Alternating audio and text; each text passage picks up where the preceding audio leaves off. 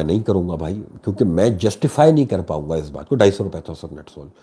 मतलब बात ये कि मैं वो बात कैसे कर दूं कि जिसको कल को मैं जस्टिफाई ना कर सकूं। मेरा प्रॉब्लम ये है कि मैं कोई एक गायब आदमी नहीं हूं।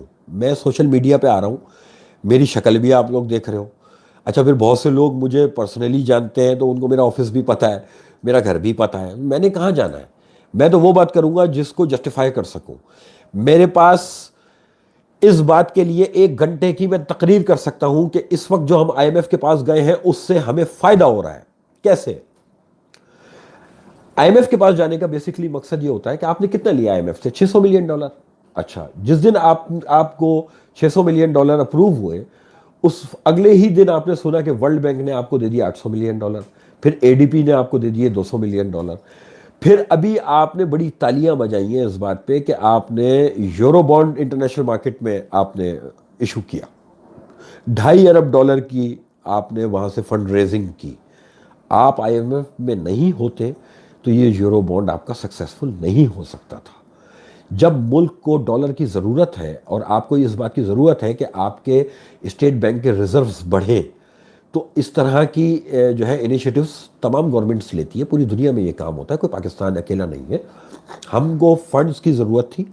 हमने सुकूक बॉन्ड्स जो है वो इशू करने की तैयारी की हुई है। बहुत जल्द वो भी एक अनाउंसमेंट आएगा कि हम कब कर रहे हैं। वो भी इंटरनेशनल मार्केट में हम लेके जा रहे हैं अपने सुकूक। और अभी जो यूरो बॉन्ड हमने किए उस पर जो हम इतना अप्रिशिएट किया हमने कि हमें बहुत अच्छा रिस्पॉन्स आया है, तो बेसिकली वो रिस्पॉन्स किस चीज़ पे आया है? गवर्नमेंट की पॉलिसीज़ पे। इसमें सबसे इंपॉर्टेंट बात आज आप लोगों को और बताऊं, वो जो यूरो बॉन्ड इशू हुआ है ना, इसमें सबसे बड़ी बात ये थी कि 30 ईयर्स के बॉन्ड को भी बिड्स मिली आपके।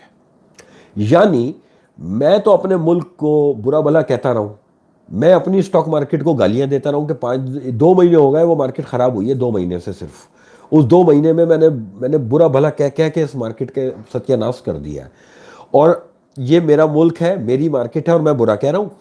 और जो बाहर बैठा हुआ गोरा है वो 30 साल के लिए बिड कर रहा है मेरे यूरो बॉन्ड को। यानी उसको आइंदा आने वाले 30 साल में इस बात की रिफ्लेक्शन नजर आ रही है कि पाकिस्तान की पॉलिसीज राइट डायरेक्शन में है। ये जो है वो मुल्क जो है वो ग्रोथ साइड पे रहेगा। यानी ये मुल्क कुछ कमाएगा, यानी ये मुल्क स्ट्रेंथ पकड़ेगा, जब ही तो वो 30 साल के यूरो को बिड कर रहे हैं आपके।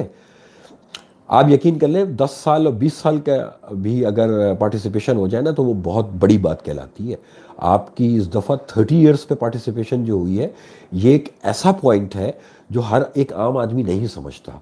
लेकिन ये दुनिया का कॉन्फिडेंस है जो आपके ऊपर है। यानी आपकी पॉलिसीज राइट डायरेक्शन में चल रही हैं, आपका मुल्क राइट डायरेक्शन में जा रहा है। हम जिसको मुंह उठता है ये कह देते हैं कि ये तो आईएमएफ का आदमी है, ये पाकिस्तानी है। भाई, ये शर्म करनी चाहिए। ये कहो कि पाकिस्तानी हमारे इतने माशाल्लाह टैलेंटेड लोग हैं कि वो अच्छी अच्छी क्वालिफिकेशन लेके दुनिया के बड़े बड़े इदारों में जाके बैठते हैं। क्यों बैठते हैं? क्योंकि पाकिस्तान में पिछले 70 साल से ऐसे लोगों को कुछ नहीं दिया। हमारे यहाँ कोई कोई जिसे कहते हैं ना कि बहुत चंद लोग हैं ऐसे एक्स्ट्रा ऑर्डिनरी जिन्होंने जैसे तैसे इस मुल्क के अंदर, और स्पेशली हमारी बिजनेस कम्युनिटी, हमें हमें बुरा कहना तो सबको आता है, हमें कभी अप्रिशिएट भी करना चाहिए कि पिछले 70 साल में हमने अपनी बिजनेस कम्युनिटी को जो एनवायरनमेंट दिया, वो ऐसा तो नहीं था कि वो इतने अरबों रुपए की इंडस्ट्रीज लगाए आज भी बैठे हैं। उन्होंने कितनी इंप्लॉयमेंट की ये बता दें कि गवर्नमेंट ने कितनी इंप्लॉयमेंट की 70 साल में? कुछ भी नहीं की। सारा पार्टिसिपेशन प्राइवेट सेक्टर का है। आपके यहाँ जितनी इंडस्ट्रीज लगी हुई है वो सब प्राइवेट सेक्टर ने लगाई है। आपका स्टील सेक्टर आज जबरदस्त ग्रो कर रहा है और पाकिस्तान का स्टील मिल जो है वो बंद पड़ा है। तो बात यह है कि हमें गवर्नमेंट की पॉलिसीज अब ठीक होती हुई दिख रही हैं। उम्मीद अच्छे की रखनी चाहिए। मैं बहुत पॉजिटिव हूं। मार्केट के लेवल्स में अब नहीं देख रहा। और वही बात है कि क्यों कि मैं उस व्यू को देखूंगा कि मेरा व्यू क्या है। मैं ग्रोथ ओरिएंटेड सेक्टर्स में इन्वेस्टेड हूं। मैं उनको, अभी आपने देखा कि सर्विस फुटवेयर का जो एक आईपीओ आपके यहाँ हुआ, माशाल्लाह बहुत अच्छा आईपीओ हुआ है, बहुत अच्छा पार्टिसिपेशन हुआ है। ये क्या है? ये कॉन्फिडेंस है इन्वेस्टर का जो आपकी स्टॉक मार्केट की तरफ है। हमें छोटी छोटी अप एंड डाउन से नहीं डरना चाहिए। मैं लेवल्स कोट कर देता हूं। 45,000 इस महीने का पिवट है। 45,000 जो कि कल क्रॉस होकर बाजार बंद हो गया। कल डेली का भी पहली दफा क्लोज 45 के ऊपर आ गया। और वीकली क्लोज भी 45 के ऊपर आ गया। एक अच्छी उम्मीद बंदी है, लेकिन मैं अभी जिसे कहते हैं कि ये नहीं सोच रहा कि बाजार कोई अभी 50,000 हो जाएगा। मार्केट में नीचे 42,800 नोट कर लें, ऊपर 46,000 इमीडिएट, ये दो लेवल्स। 46 क्रॉस होगा तो फिर मैं 47 की होप रखूंगा। ओवरऑल मुझे ये लगता है कि बाजार ने, जो बात मैं अक्सर आप लोगों से कहता था कि मार्केट के लिए ज़रूरी है मार्केट के लिए कि मार्केट लोअर साइड पे कंसोलिडेट करे। रिकॉल करें थोड़ा सा मेरी बात को, पिछले वीक एक दिन मार्केट 800 पॉइंट माइनस हो गई विदाउट एनी रीज़न, अगले दिन 900 पॉइंट प्लस हो गई विदाउट एनी रीज़न, फिर थर्ड डे 600 माइनस हो गई विदाउट एनी रीज़न, और फिर फिफ्थ डे वो 800 पॉइंट प्लस हो गई। ये कंसोलिडेशन थी, कंसोलिडेशन इसको ही कहते हैं। अच्छा, फिर एक बात मैं अक्सर आपसे समझाता हूं कि जब तक मार्केट कंसोलिडेट ना करे, जब तक मार्केट के वॉल्यूम श्रिंक ना हो जाए, तब तक मार्केट ठीक नहीं हो सकती। कंसोलिडेशन मैंने आपको याद दिला दी, ये पिछले हफ्ते हुई। अच्छा, मार्केट में पिछले हफ्ते के वॉल्यूम्स उठा के देखें, डेलीज के मार्केट में वॉल्यूम श्रिंक हो गए थे। आप 25 करोड़, 26 करोड़, 30 करोड़ ये वॉल्यूम आ रहा था, एवरेज वॉल्यूम से नीचे ट्रेड होना शुरू हो चुका था। तो मेरे हिसाब से बाजार ने बहुत अच्छा साइन दिखा के बाजार पलटा है। मार्केट अगर नीचे आए तो माल लेके काम करना चाहिए।